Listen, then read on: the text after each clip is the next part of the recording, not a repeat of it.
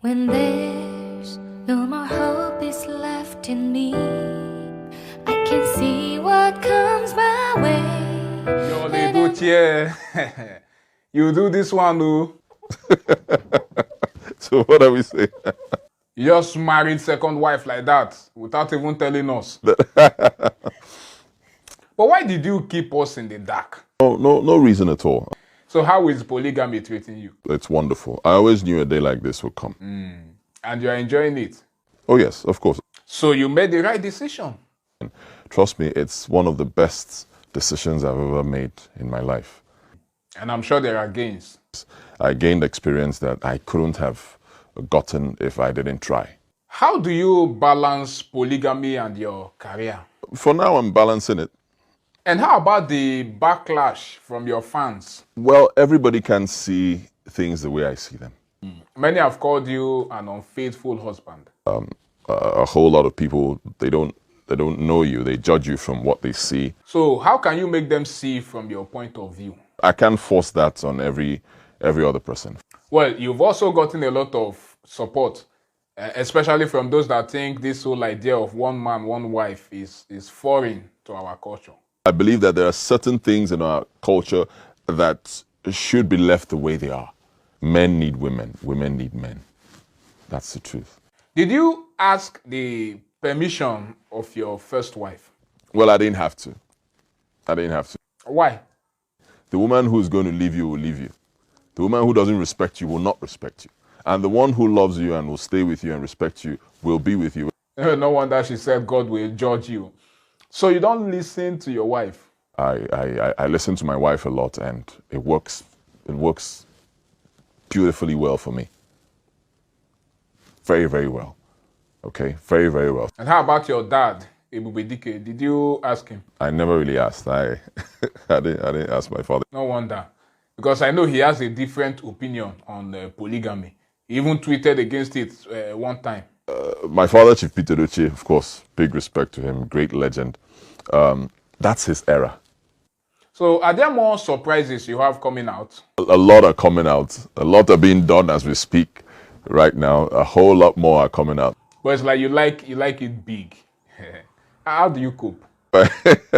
With God, I'm moving on. Are there other ones? And if yes, how many of them? I cannot count. As time goes on, I also remember other ones. You promise to tell us when you remember. Yes. Is that your final answer? Final answer. So what's your prescopious proliferation? I don't know what it means. What is it? Never mind. Well, they can afford to say that today because the men of today are very weak. If you said it in our own time, you will never be in one piece again. I mean every word of what I'm saying.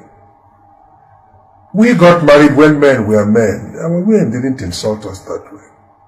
The way women insult men these days, I begin to imagine, I mean, come on, it's not our character. What is good? Our women used to be beautiful things we loved. We envied. We loved to hold close. We loved to cuddle. Today they are turning into viragos, vixens. What's really going on? A lot of you don't know of your husband's houses.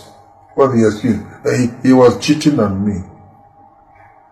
Solomon had, I think, 1,000 wives, 700 concubines. If you say that your husband is cheating on you and now decides to take many more wives, what are you going to do? Nothing. Absolutely nothing. If you think that your husband leaves the house, says it's going on tour, and he's going to have an affair outside, put a packet of condom into his bag. Tell him you have packed his bag for him. When he sees it, psychologically, he's going to think, this woman has my interest at heart. If it is his intention to stray, he will pull himself together. But because that you women are not even creative, no. You want to be like white women who keep marrying and divorcing and marrying. It doesn't suit us. It doesn't go down well with us. No. There's a woman called Jennifer Lopez. I think she's been married about 3 or 4 times now. My mate, Sylvester Stallone, is married about 6 or 7. I mean, that's that is not our character. My mother was not educated. She was not in love with my father. No. My father was almost 40 when his uncle said, Onyenkuzi, it is time you got married. Beautiful, you're a very tall, handsome man, you're a wrestler, you're a teacher, you're everything. And he said, okay. Go and marry for me. Any woman you bring is okay by me. And my uncle went off to a neighboring village. Said, look, Onyenkuzi wants to get married. And the women came out. And he just looked around and said, you are going to be this man's wife. And that's it.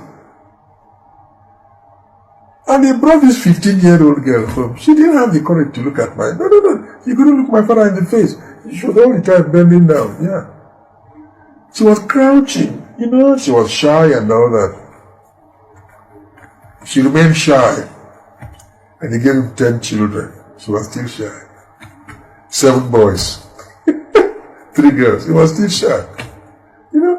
And my mother was telling me, he said, look, your father was so handsome, he had plenty of hair on his head, each time he stood.